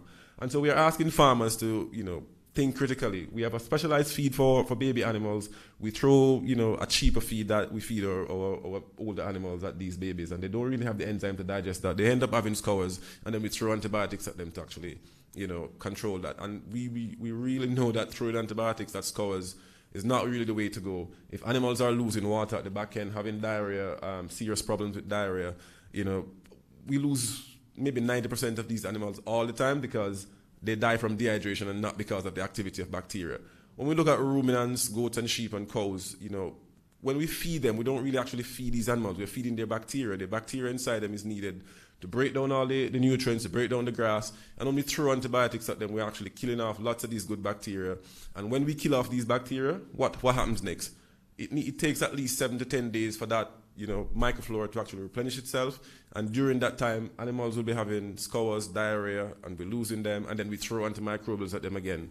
And what are we doing when we throw antimicrobials at them? We're actually killing off the little bacteria they have left, the one that they're trying to replenish. We are killing them further, and then we lose the animals. So the more antibiotics we throw, the faster we kill our animals, and we really don't know why they're dying. And then when people call me and they ask critical questions, and you try to explain this to them, they really tell us things like, I've been doing this for 40 years and, you're a young guy. So we really get stuff like that. It's very difficult.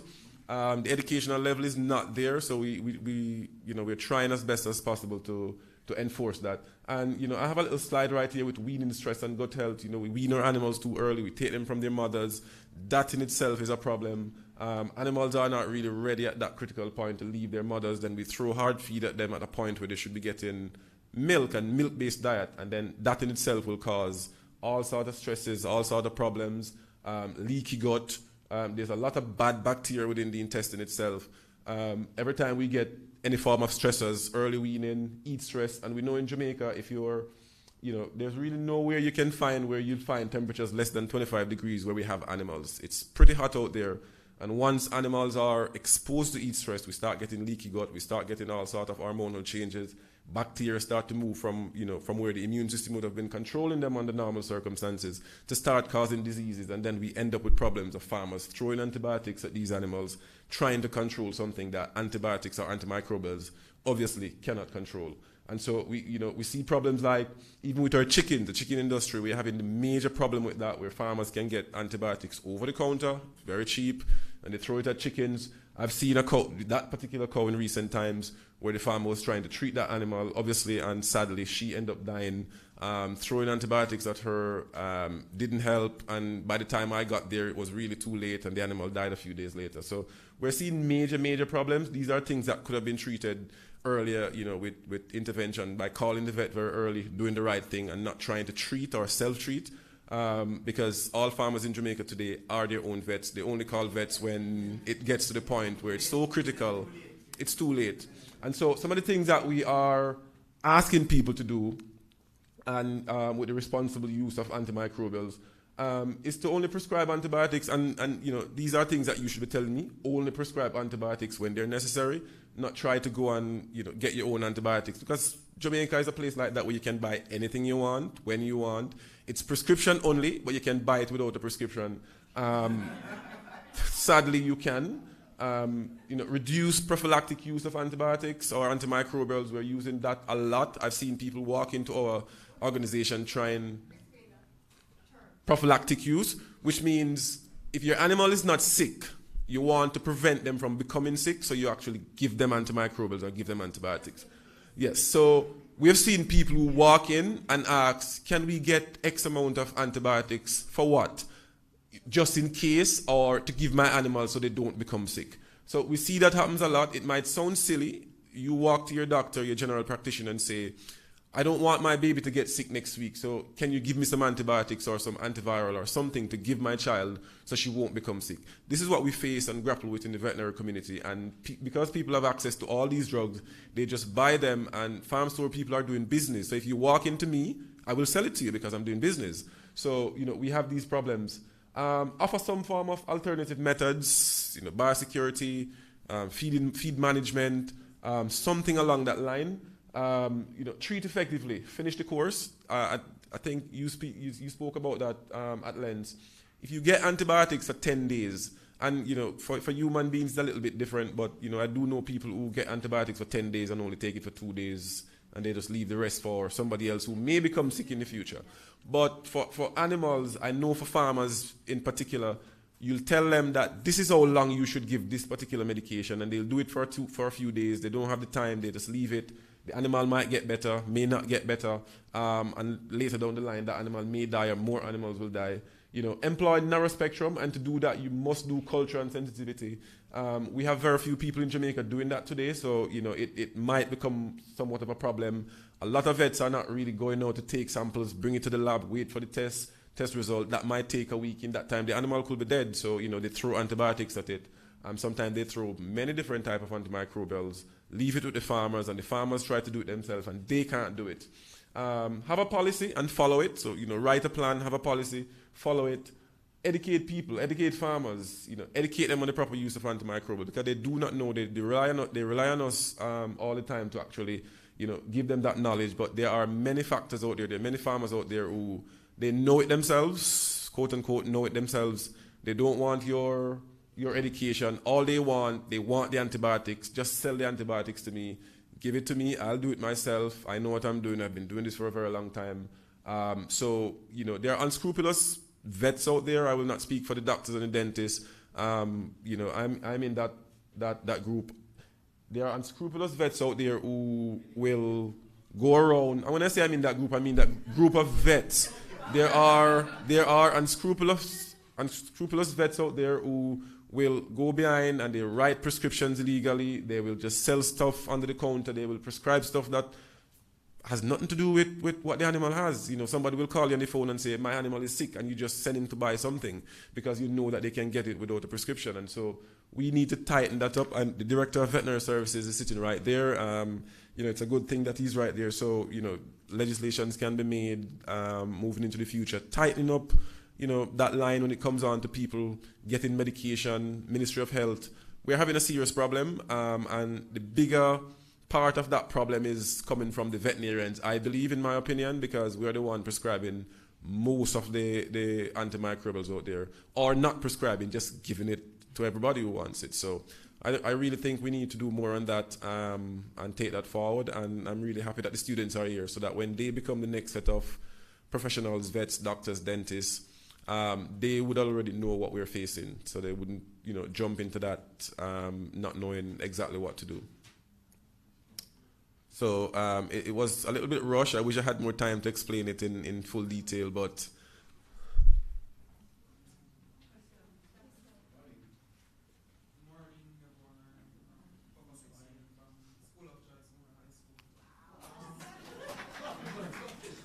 I have a question.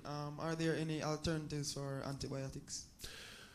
There are many alternatives. Antibiotics are a last resort, and most of the times, maybe 90 or more percent of the time, what we throw antibiotics at are really not necessary. We recommend feeding programs. Once you feed your animals properly, that will enable animals to have a good immune system.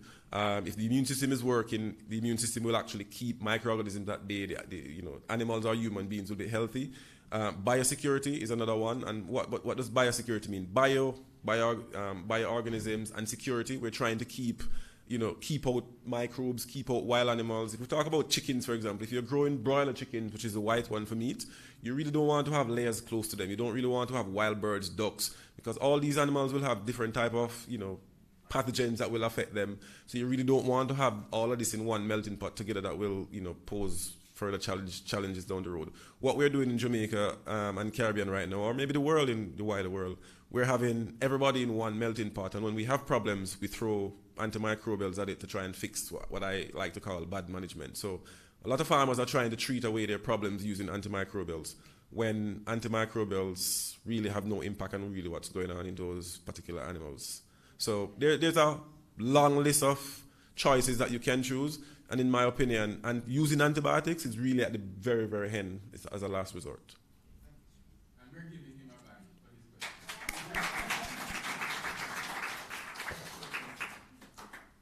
So that is really my last slide.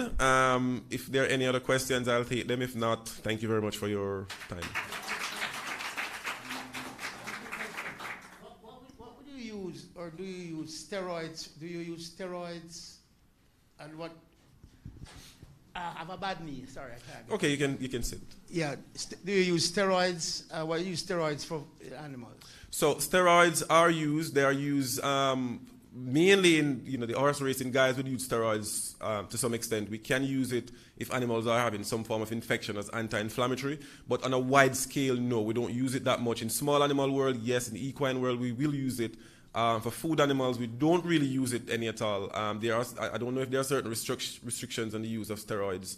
But let me ask, when you said steroids, are you talking about like for anti-inflammatory, or are you talking about steroids for enhancement of performance? Both. No. For enhancement of performance, no. But there are corticosteroids that we do use as anti-inflammatory in animals, small animals, in equines. That's all we use it for. But there are no performance enhancement or enhancing drug use in terms of steroids. No, just a quick second. So sorry. I'm so very sorry. But thank you. May I just close off just one in relation to the same question here, and it's a good question that was raised in relation to steroids. And Jamaica has been very strong against the use of these things as growth promoters. There is a product, for example, Zeranol. I think it was used in relation to implants in North America to really grow cattle fast. We do not use it here. And there are others. There was in the recent past a request for the use of, I think it was bovine somatotropic hormone or something to enhance milk production. We said no. So therefore we are on top of the game, and we work with the industry to make sure that we try to keep the Jamaican public healthy. Thank you, sir. And thank you so very much. I'm so sorry to have to rush you like this, but we really have to go. We're pressed for time. And so I'm going to ask that for our next presenter, that we make it very tight, and that we put the questions toward the end. So there will be an opportunity for questions at the end, once we would have closed this segment. All right? Thank you so much again. So we're welcoming now Mrs. Shauna Brandon, and she's Rural Development Specialist with the Inter-American Institute for Cooperation on Agriculture. She's a project liaison. Please make her welcome.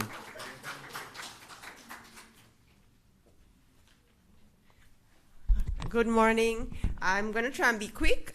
So, ladies and gentlemen, boys and girls, good morning. So, ICA, the Inter-American Institute for Cooperation on Agriculture, is happy to partner with the various entities here, the Ministries of Industry, Commerce, Agriculture and Fisheries, Health and Wellness, PAHO, FAO, in observing World Antimicrobial Awareness Week. I'm so happy that I am coming after Dr. Craig, because ICA today wants to highlight the importance of surveillance systems to support the control of antimicrobial resistance, particularly in our food trade. Because as you would have seen from Dr. Craig's presentation, even when you have the regulations in place, things that should not happen may or do occur. And it is with surveillance actions and systems that you can find out what is happening and how it is impacting issues such as AMR. Also, a lot of the entities that have presented here, FSPID, NCRA, the Veterinary Services Division, all conduct surveillance actions, because that is how they're able to monitor the food trade and ensure or assist to ensure that food safety is maintained in the food chain. So surveillance is one of the tools that must be deployed to determine the potential presence of disease-causing microbes in the food chain that have acquired antimicrobial resistance. And based on the data obtained from surveillance actions, the authorities can plan and execute necessary corrective actions.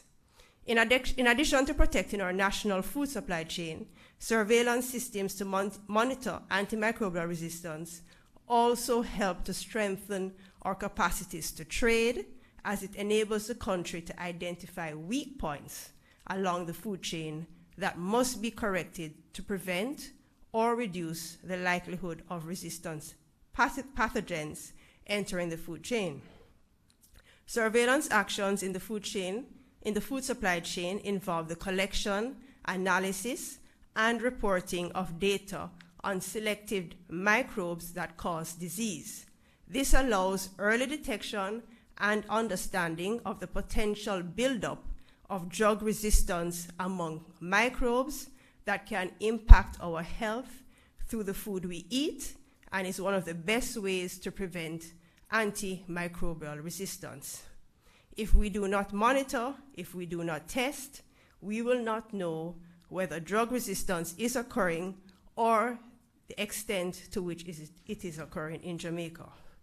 As we would have seen from the previous presentations, the World Health Organization has described antimicrobial resistance as a global health and development threat. And as we should have learned from the COVID-19 pandemic, health crises impact all facets of life. And as we sit here by this event organized by the Ministry of Industry, Investment and Commerce, we must keenly recognize the potential impact on our local economy, trade, and tourism, especially since our food supply chain, the common denominator for the success of all three facets of our livelihoods, is vulnerable to the buildup of antimicrobial resistance. Given this awareness, ICA has been collaborating with the Ministries of Agriculture and Health to finalize an antimicrobial monitoring program for the livestock sector in Jamaica. And was previously mentioned by Dr. Watson, 60% of all human diseases originate from animals. It also was noted earlier that Dr. Joseph from PAHO, that several of the chemical agents and drugs used to treat infection in animals are the same as those used for humans. Thus, monitoring food of animal origin for drug-resistant pathogens is critical to the fight against AMR. The draft surveillance plan for the Jamaican livestock sector, which to date has the acronym JARMS, J-A-R-M-S, proposes a systematic, coordinated, and continuous program to collect and test animal and meat samples at critical points in the food chain. It recommends the use of international methodologies and standards for data collection such that the information is comparable at regional and international levels. Successful execution of the JARMS will require resources and the coordinated involvement of various arms of government, awareness raising with concomitant action in the private sector. This is in keeping with the theme for World Antimicrobial Week, Preventing Antimicrobial Resistance Together. I also want to make an additional point, read some of the themes or topics that came up in previous presentations. For example, and this was a question, maximum residue limits. And Dr. Joseph from PAHO had mentioned that there are codex deliberations on the issue of AMR. And Codex is the International Organization for Food Safety. As we speak, and as I sat down today, the National Codex Committee, we have the chair of the National Codex Committee, who is the head of the NCRA, who presented today. Ika facilitated her travel to one of the Codex Committee meetings on contaminants in food. And we have a WhatsApp group, and from yesterday they have been deliberating, and she has sent out messages to the group updating what's happening. She's getting advice from representatives from the Ministry of Health, representatives from the Bureau of Standards. In particular, the issue, it's so coincidental, of discussion or deliberation related to a drug promoter for growth in cattle, right?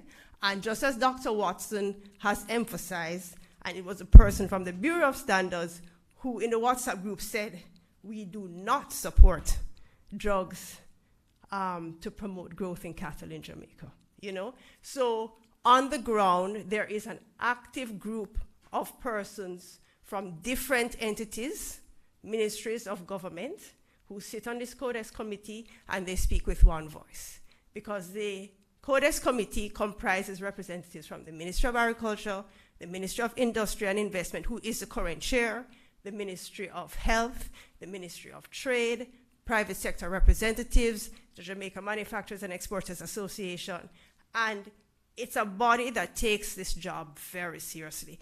And so for the Permanent Secretary and the CTD, I just want to bat for Codex and encourage the resource allocation because it is a hard-working team. And as I said, these messages have been going on since yesterday as while I sat down in the meeting. But thank you very much. Just to let you know that we're all working together, as the theme says, for Antimicrobial Awareness Week.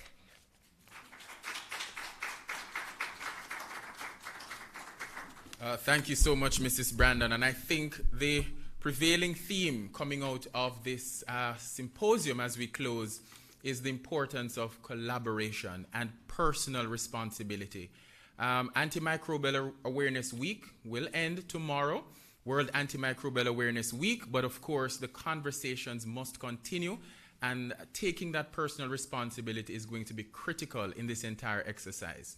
I want to take this opportunity as we close to thank every single person who participated, those joining us online as well. We really do appreciate your attention to this very critical matter. And so at this time, I have the distinct pleasure of inviting our own Permanent Secretary, Mrs. Santia Bennett-Templar, really the CEO of the Ministry of Industry, Investment and Commerce. She ensures that it is anchored and anchored well. Ladies and gentlemen, please make her welcome with closing remarks. Thank you very much, Mr. Miller. And although we say closing remarks, you're still going to have a presentation. The possibility of a short question and answer for any outstanding questions, and followed by a coffee break, I believe, so that conversations can continue as well. So let me recognize my Chief Technical Director, Michelle Parkins. Let me also recognize Dr. Serene Josephs, and the presentation that she made this morning was very intriguing and interesting. Thank you very much for being here and for spending the entire morning with us. I am going to then just greet all team members from the Portfolio Ministry of Industry, Investment and Commerce, all of the representatives from the Ministry of Agriculture who are here as well. There are other partner agencies that are here as well. I understand Case is here. So let me just not go into details, but just recognize everyone, persons online. Thank you for being here this morning. We have had an information-rich morning.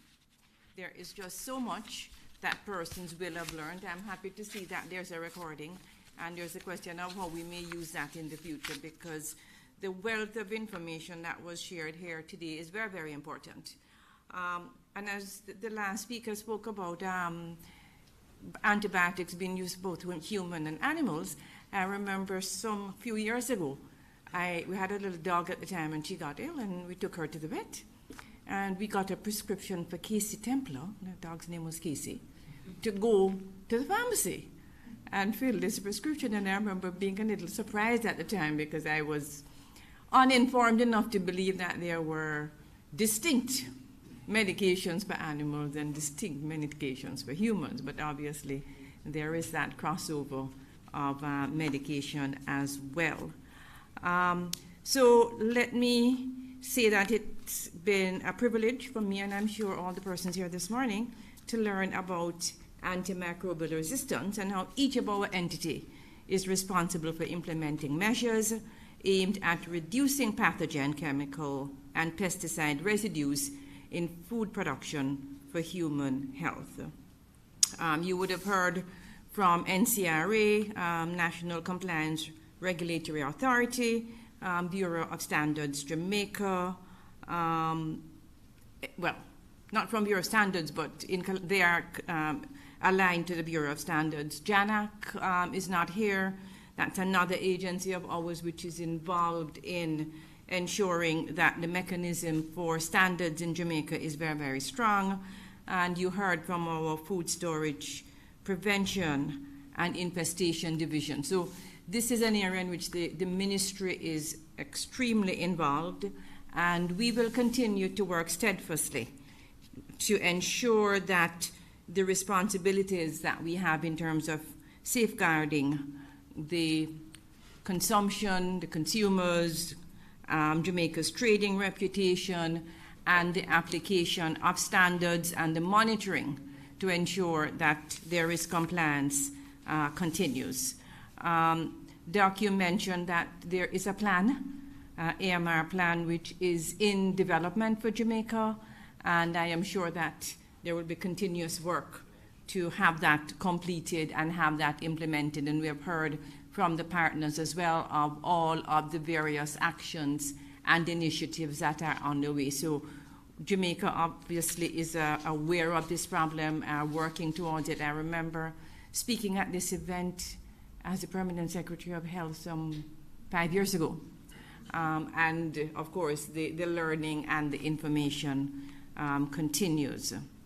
So we joined the Ministry of Health and Wellness, Ministry of Agriculture and Fisheries, PAHO, IICA, and the FAO in partnership under the One Health approach to safeguard our domestic and international consumers from foodborne diseases and illnesses linked to unsafe food. As we continue the fight, the ministry has collaborated with PAHO to train lab analysts and technicians operating in government-owned laboratories to meet international testing standards. And I want to publicly thank PAHO for their support for this training of lab technicians and for the continuing support that PAHO gives. I know again from my time at Ministry of Health, the very close collaboration and working relationship between Jamaica, various entities, and especially the Ministry of Health and PAHO. And I want to again thank you for the support that you're giving in terms of laboratory training and as well. As Mr. Miller just said, collaboration, partnership, working together, personal responsibility. Obviously very important messages coming out of all of the presentations this morning, and we will carry that forward as well. Let me thank all of the presenters, excellent presentations all around, as I said, information rich, and we appreciate the collaboration of all partners here this morning. Thank you, and have a good rest of the afternoon.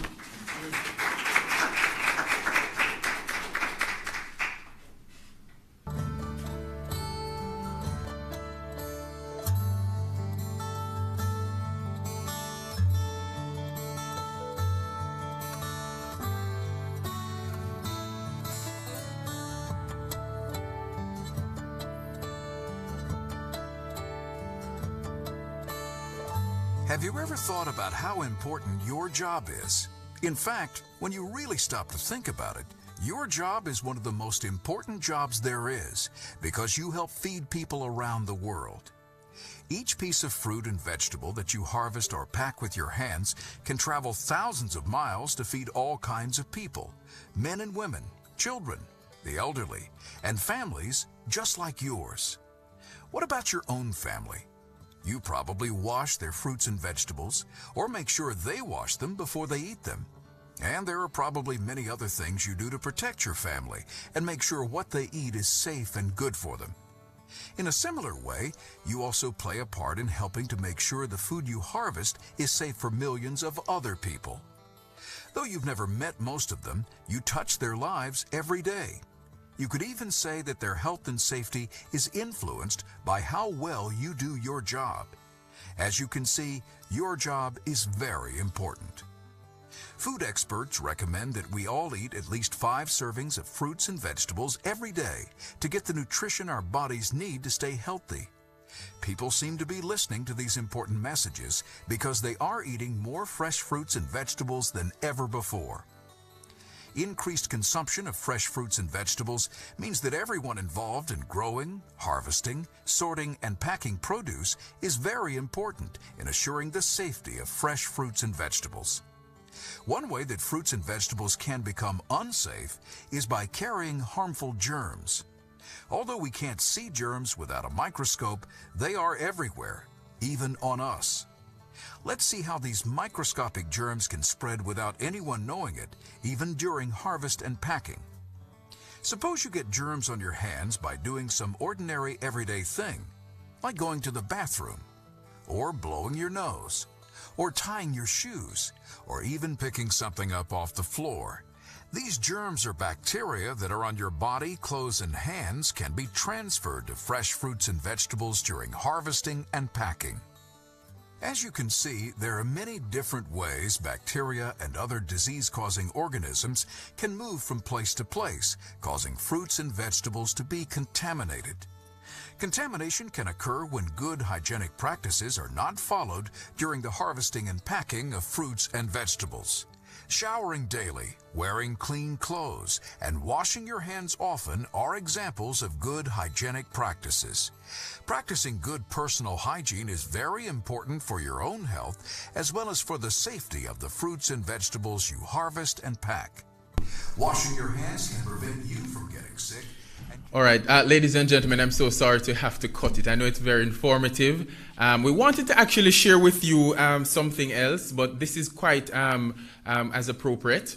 And I know you've been here for a very long time, and some of you may not have had anything to eat earlier today, and we want to ensure that you're fed before you leave. So I'm going to invite you now at this time to join us on the outside. There are some refreshments prepared for you. So you can just partake of that. And as you do that, network, meet persons from the various organizations that are here, have the conversations, take business cards, man. so that you can continue that conversation about Antimicrobial Awareness Week. There's one thing also I'd like to mention, that our closing ceremony will actually be held tomorrow, and it will also be here. At that point, our State Minister, the Honorable Norman Dunn, Dr. Norman Dunn, will be present, and so I'll invite you as well to participate in that tomorrow at 10 a.m. as we cap World Antimicrobial Awareness Week. All right, so refreshments. Thank you again.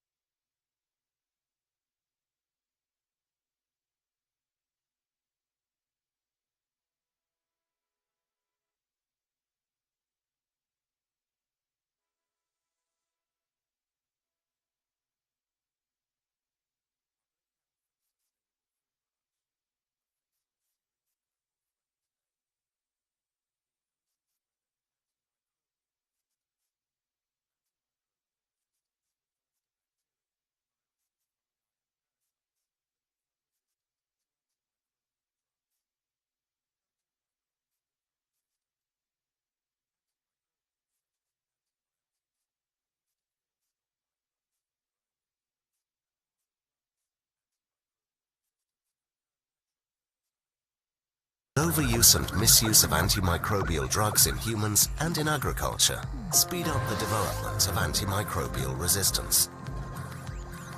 As a result, the medicines we use to treat common infections are becoming less and less powerful, or even useless. How does antimicrobial resistance spread? Microbes that are resistant to antimicrobials can be found in people, animals, food, water and the environment. Antimicrobial resistant microbes can spread through the food chain and the environment, between people and animals, or from person to person. Antimicrobial resistance affects human health because drugs become less effective, leading to more severe illnesses, with an estimated 700,000 human deaths each year. Food supply and agriculture, because production losses lead to food insecurity, and because misuse results in unsafe or contaminated foods, and affects the environment, with soil and water polluted with drug residues and resistant microbes. What is needed? A global threat requires a global response. Bringing together all people and sectors to reduce the use of antimicrobials in humans and animals, and to use them selectively, prudently, and responsibly. A global threat requires a One Health approach, with all sectors working together. Veterinarians prescribing medicines responsibly and only after a proper diagnosis, and advising whenever possible alternatives to antimicrobials like vaccines. Farmers through common and good farming practices and a responsible use of quality antimicrobials only on professional advice. Food producers producing, handling, and marketing food under hygienic conditions in a proper and environmentally friendly way. From global commitment to local action, FAO supports national action plans involving all sectors to prevent the development of antimicrobial resistance by raising awareness, promoting best practices in food and agriculture, including aquaculture, developing capacity for surveillance and monitoring, and always making sure that rules for the safe use are respected. If we use antimicrobials in agriculture responsibly, we support sustainable food security and save lives.